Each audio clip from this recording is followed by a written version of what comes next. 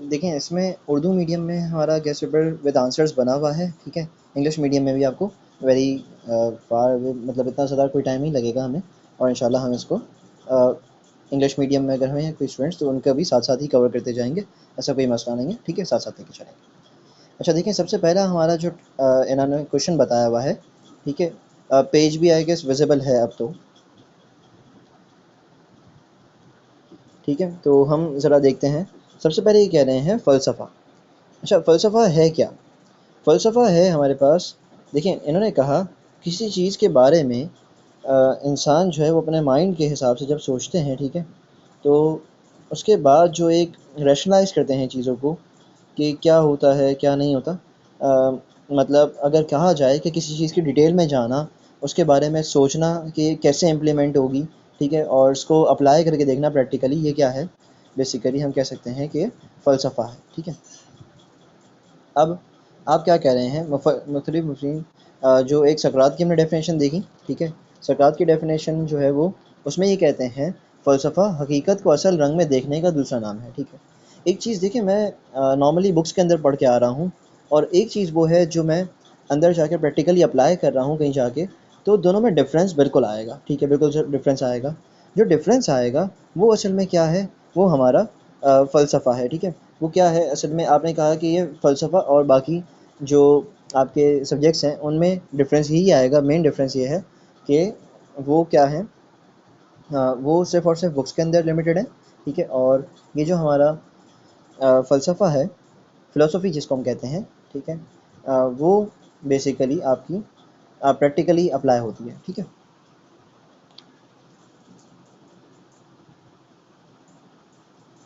ठीक है, चलें। अच्छा, आवाज़ प्रॉपर आ रही है आई गेस, ठीक है, और कोई मसला भी नहीं है, ठीक है। अब देखिए इसकी अहमियत देख रहे हैं, वसअत व अहमियत का मतलब क्या होता है, इसकी इम्पोर्टेंस क्या है, ठीक है, फ़िलासफ़ी की इम्पोर्टेंस क्या है, चलें बात करते हैं इस पे। दूसरे मुख्तलिफ़ उलूम पर बरतरी, एक अपर हैंड होना उनके लिए, ठीक है।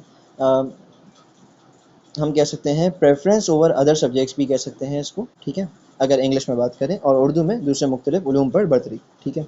असल में कहा ये जा रहा है कि तालीमी मसाइल पर कोई गौर व फ़िक्र नहीं करता।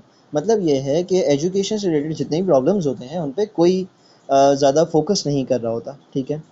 अच्छा, सब लोग क्या देखते हैं कि हिस्ट्री के बेसिस पे भी हम देखते हैं कि बहुत सारी जगहों पे हमें ये इश्यूज़ आए कि बच्चों को चीज़ें समझ में नहीं आई, ठीक है।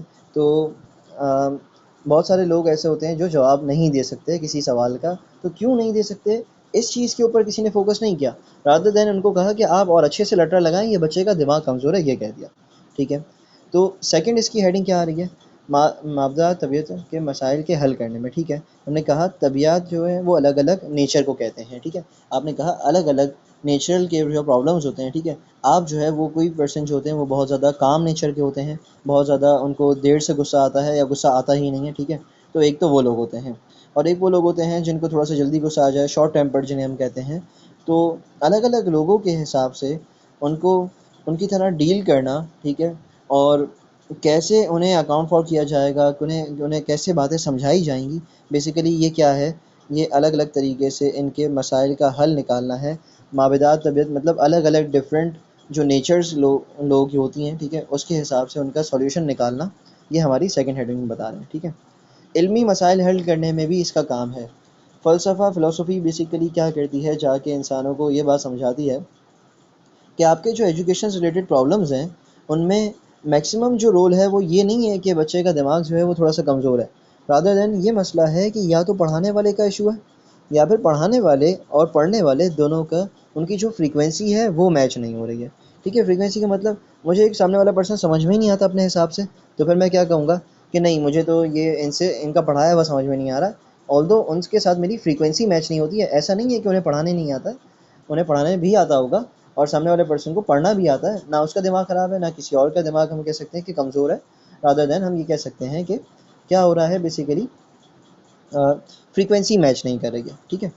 अच्छा, अब उसके बाद लास्ट में कहा जा रहा है इखलाक और सीरत के मसाइल। इखलाक और सीरत के मसाइल क्या हैं?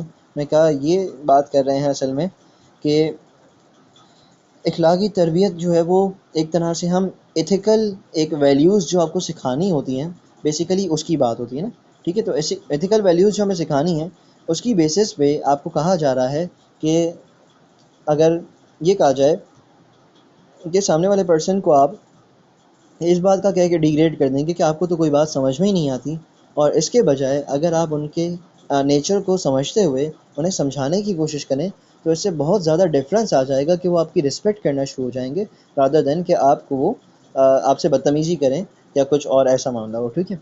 तो ये सीरत जो है वो इंसान को सिखाई जाती है, उसके अच्छे एक एथिकल वैल्यूज़ जो है वो सिखाई जाती हैं, किसकी बेसिस पे, फ़लसफ़े की बेसिस पे हम कह सकते हैं, ठीक है। अच्छा, उसके बाद कहा जा रहा है हकीकत की तलाश में। इंसान जब सोचता है कि मैंने ये पढ़ा, ठीक है, बिल्कुल पढ़ लिया, ठीक है, हमने ये चीज़ पढ़ ली, एक कॉन्सेप्ट पढ़ लिया, अब इसको मैं जाके अप्लाई करूँ कैसे, ठीक है, क्या ये बात सही भी है या नहीं है जो मैंने पढ़ी है, अगर सही है तो कितने हद तक सही है, और अगर नहीं है सही तो फिर ये बुक्स में क्यों लिखी हुई है, ठीक है। तो ये जो एक क्यूरियोसिटी पैदा होती है ना एक इंसान के अंदर, कि हम क्या कहते हैं कि उसकी नेचर में है क्या, कि वो देखने निकलता है कि क्या ये चीज़ है सही या नहीं है, सच लिखा हुआ है या नहीं लिखा हुआ, या इसको प्रूव है कोई इसका या नहीं है, ठीक है। तो ये जो है वो नंबर 5 वाली हेडिंग में था, ठीक है। मकसद हयात से आगाही के लिए, हमने कहा मकसद हयात से आगाही, तो मतलब ये हो गया, क्या आप कहेंगे? एक सेकेंड, जो है वो हमारे पास ये,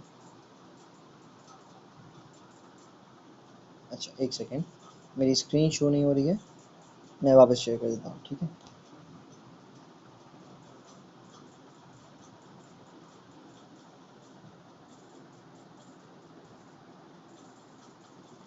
आ जाए, अभी हम शेयर कर लेते हैं। हमारे पास ये है एजुकेशन,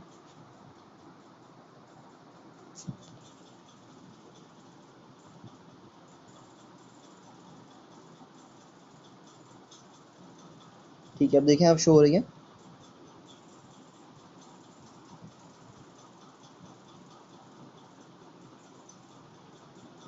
अब शो हो रही है आपको, ठीक है, चलो। अच्छा, अब देखें, हमने कहा हकीकत की तलाश में इंसान आगे बढ़ रहा था, यहाँ तक हम थे, ठीक है। आगे बढ़े, आगे देखा तो पता चला कि मकसद हयात से आगाही के लिए, अच्छा ये थोड़ा सा इसमें ब्लर आ रहा है, अब ये क्यों आ रहा है ये थोड़ा सा देखना पड़ेगा, ठीक है, हम देख लेंगे। कोशिश तो यही है कि ये प्रॉपर आ जाए, ठीक है। हाँ देखिए, अब थोड़ा सा बेहतर है, ठीक है। मकसद हयात से आगाही के लिए, इंसान चूँकि अशरफुल मखलूक़ात का दर्जा रखता है और अल्लाह ताला की नायब की हैसियत से इस दुनिया में भेजा गया है, लेकिन अपने मकाम के मुताबिक ये अपने फ़राइज़ सही तरीके से उसी वक्त अदा कर सकता है जब उसे अपने मकसद हयात से मुकम्मल तौर पर आगाही हो। ख़ास तौर पर ये असातिज़ा की ज़िम्मेदारी है कि वो खुद भी मकसद हयात से वाक़फ़ियत हासिल करें, अपने शागिर्दों को भी इससे आगाह करें, ठीक है।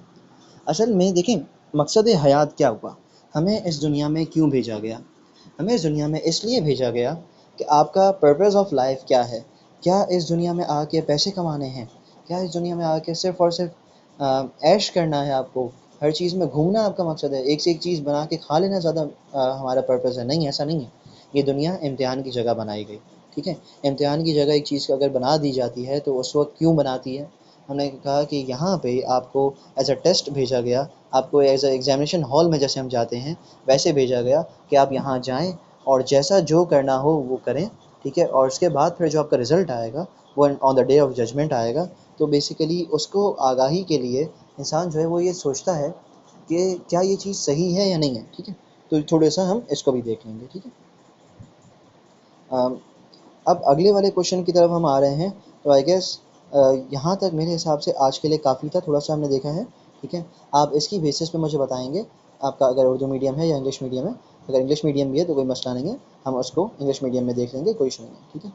हम रोज़ की बेसिस पे ये भी क्या करेंगे कि दोनों मीडियम्स को एक साथ साथ साथ लेके चलेंगे, ठीक है। और इसके अकॉर्डिंगली फर्दर जो है वो हम रोज़ के दो दो क्वेश्चंस कवर करेंगे, वही दो आपको एक बार पढ़ लेने होंगे, अगर पॉसिबल है तो याद भी कर लें, ठीक है। जो जो सब्जेक्ट्स के आप क्लासेस ले रहे हैं उन सब के लिए यही है कि रोज़ का हम याद करेंगे, तो इंशाल्लाह बकरीद से पहले पहले आपकी प्रिपरेशन जो है वो वाइंड अप हो जाएगी, ठीक है। तो बाकी जो है वो हम इंशाल्लाह नेक्स्ट क्लास में कंटिन्यू करेंगे।